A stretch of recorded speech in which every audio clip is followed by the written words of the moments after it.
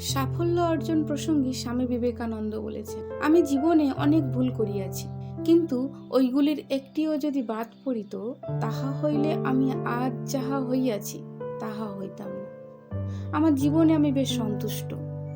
আমার একথা বলিবার উদ্দেশ্য ইহা নয় যে তোমরা বাড়ি গিয়া নানা প্রকার অন্যায় কাজ করিতে থাকো। আমার কথা এইরূপে ভুল বুঝিও না। তুমি কোনো কর্মের ফলকে নষ্ট করতে পারো না, ফল আসবেই আসবে। সুতরাং সাহসী হয়ে তার সম্মুখীন হও, কিন্তু সাবধান যেন পুনর্বার সেই কাজ করো না। প্রথম প্রথম সফল না হও, ক্ষতি নাই। এই বিফলতা সম্পূর্ণ স্বাভাবিক। ইহা মানব জীবনের সৌন্দর্য।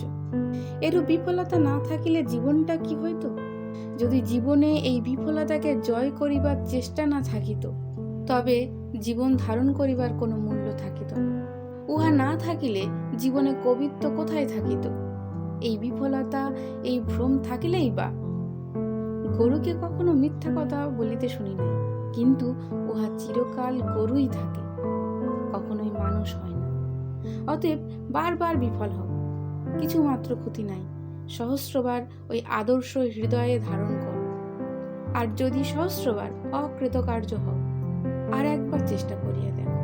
একজনের অপেক্ষা অপর ব্যক্তির পদস্খলন বেশি হইতে পারে, আর যে ব্যক্তির খুব বেশি পদস্খলন হয় তাহাকে আমরা মন্দ বলি, আর যাহার পদস্খলন অল্প হয় তাহাকে আমরা ভালো বলি। উহারা একই জিনিস, উহাদের মধ্যে ভেদ প্রকারগত নয়, পরিমাণগত। ভুল করুক, ক্ষতি নাই।